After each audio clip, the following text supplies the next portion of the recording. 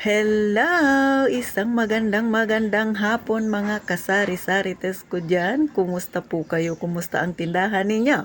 Eto na naman si Ate Tintin ninyo. Siyempre, may imamarites na naman ako sa inyo.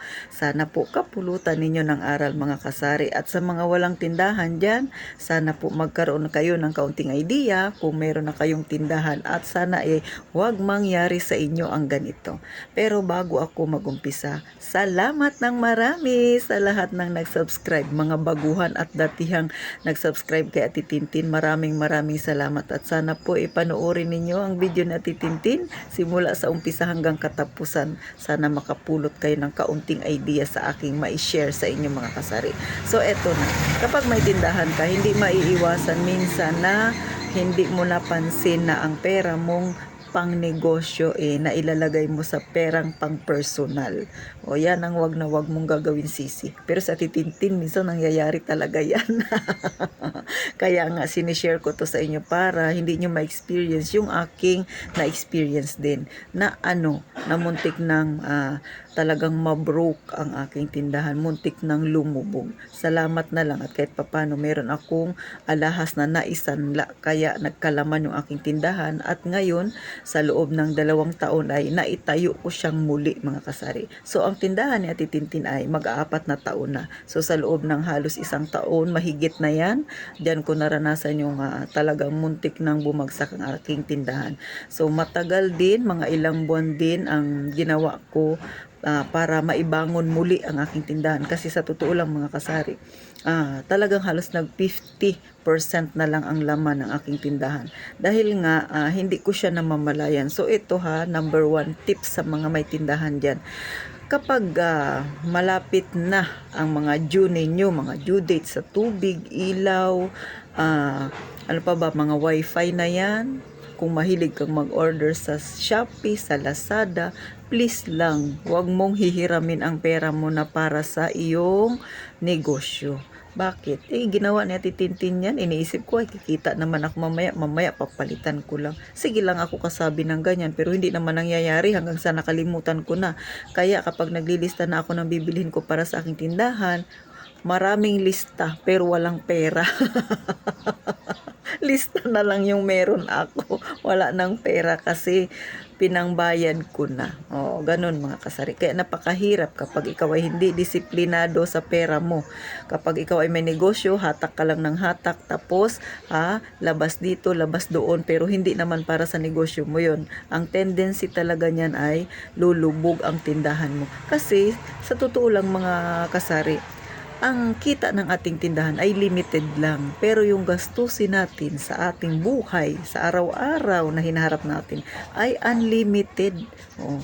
Yung mga customer natin, hindi natin minsan masasabi na malaki talaga yung kinikita natin. Minsan, may time na maganda yung takbo ng tindahan, minsan naman ay napakatumal. So, hindi yan maiiwasan, hindi natin ang hawak ang ganyang klaseng panahon. Kaya dapat kapag may tindahan ka, laging mag-iingat, laging disiplinado sa paghawak sa pera. Kasi baka mamaya gayahin nyo si Ate Tintin. Dati ganyan ang ugali ko, hugot lang ng hugot, mukat-mukat ko, wala na akong pambili ng aking paninda, wala na akong pangpuhunan, wala nang natira sa aking pera. Ganun mga kasari. Kaya pag dumating kayo sa punto na ganyan, iikot mo yung mata mo sa tindahan, wala nang kalaman-laman. So ano pang bibilhin sa'yo ni customer kung wala na siyang pagpipilian? O diba, kahit ikaw, sarili mo, ilagay mo bilang customer, pupunta ka sa tindahan, bibili ka, tapos pag bibili ka, laging kulang-kulang. Pabili nga po ng ganito, ay ubos na. O ito na lang po, ay nako, kauubos lang kanina. O sige, ito na lang. Kumbaga pag bibili siya, ang gusto ni customer, nandyan na dapat lahat sa isang tindahan lang. Hindi na siya pupunta sa iba pang tindahan. Kung ang nangyayari, bibili siya sa'yo, tapos marami kang kulang, marami kang paninda na hindi mo maibigay sa kanya, syempre lilipat sa kabilang tindahan yan. Sa susunod na pagbibili sa customer, sasabihin niya yan, huwag ka dyan bumili, lagi namang wala yan dyan yung hahanapin mo sa kanyang tindahan. Huwag ka dyan bumili kasi kulang-kulang yung tinda niya dyan. Mga kasari, totoo yan. Kaya, imbis na makabenta ka, natagurian ka tuloy na ang tindahan mo ay kulang-kulang. Kasi nga, wala nang pambili naubos na. Kaya mga kasari, tandaan, pag ang pera ng tindahan, sa tindahan lang. Huwag mong ilagay sa pitaka mo na pang personal. So si Ate Tintin may dalawang klase ng pitaka. Pitakang pang tindahan at pitakang pang personal. Kasi nga, hindi pwedeng pagsamahin yon, mga kasari At syempre pa, kapag bibili ka o kaya kukunin mo yung sahod mo sa yung tindahan, siguraduhin mo muna na mag-ipon ka rin. Buhat doon sa sahod mo sa yung tindahan, mag-ipon ka ng pakunti-kunti in case of emergency yan mga kasari. Huwag mong iisipin na bukas naman may bibili sa akin, bukas naman kikita ako. Ay paano kung hindi maganda ang panahon? O kadalasan dito sa amin sa Puerto Princesa City, Palawan, pagka mainit, magandang magtinda. Medyo malaki ang kita. Pero pagka umulan-ulan, naku, asahan mo, napakatumal. Kasi yung mga tao, tamad lumabas, mga kasari. So ako ganun talaga. Yan ang napansin ko simula nagtindahan ako sa loob ng halos mag-aapat na taon na pagtitindahan ko. Ganyan. Kapag umulan, asahan mo na, mahina ang kita mo, mga kasari. Pero pagka mainit, maganda ang kitaan. Bakit? Siyempre, mga tao, bili ng Coke, yung mga soft drinks na pampalamig sa katawan o kaya minsan ibibili ng mga chichirya habang nanonood, di ba? Ganon, mga juices na yan, ice, ganon yung pinambibili nila.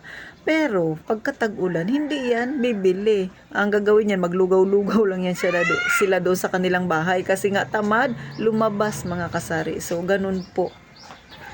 So, ganyan ang mas mainam gawin, mga kasari na kapag maganda yung kita, maganda yung benta, magtabi ng paunti-unti.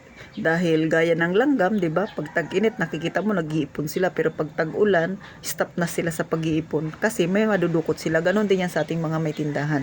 Kapag maraming customer, mga kasari, so ibili ng paninda, lalo kung magandang panahon. Ibili ng ibili, tapos syempre mag-ipon ka rin ng pakunti-kunti, magawa ka rin ng paraan na kahit papano makapag-ipon ka. Huwag mo lang iasa doon sa isiping araw-araw naman ako may kita kaya okay lang na all out. Syempre hindi natin minsan maiwasan. Pero ako, ginagawa ko minsan yung mga ganyang bagay, yung pag-iipon na yan. Kasi minsan kunwari kinulang ako ng puhunan, may gusto akong bilhin, biglang may nag-ikot dito na mga ahente, may mga ganito kami, ganyan-ganyan. So, syempre minsan nakalabas na yung aking pera, pero dahil may ipon ako, mayroon akong nahuhugot para pambili ng o kaya pandagdag doon sa items na gusto kong bilhin, pandagdag puhunan doon. So, ganun mga kasari. At syempre pagka kumita yun, syempre ibabalik ko doon din yung pera na kinuha ko. Tapos at least hindi ako nanghihiram sa iba. So, ganun ang technique ni Ate Tintin, mga kasari. So, yan ay simpleng usapan lang, simpleng kwentuhan na maaring makatulong sa inyo mga kasari. Ulit, huwag pagsasamahin ang perang pang personal at perang pang negosyo. Lalo na kung namamasyal ka, huwag kang dukot ng dukot sa pera ng tindahan mo. Pag may order ka online, mga Shopee na yan, mga Lazada na yan, huwag mong ipambayad ang pera ng negosyo mo. Baka hindi mo namamalaya, naubos na ang puhunan mo. Huwag mong subukin ang sarili mo sa mga ganyan, mga kasari. Hanggat maaari, magkaroon ng disiplina para syempre ang negosyo natin ay gumanda. Yan lang, mga kasari. Sana sa susunod na mga kaunting topic ni Ate Tintin kahit papano, abangan nyo naman, mga kasari At saka sana po huwag kayong magsawa na suportahan ng Ate Tintin. So paano, mga kasari? Mag-iingat tayong lahat palagi.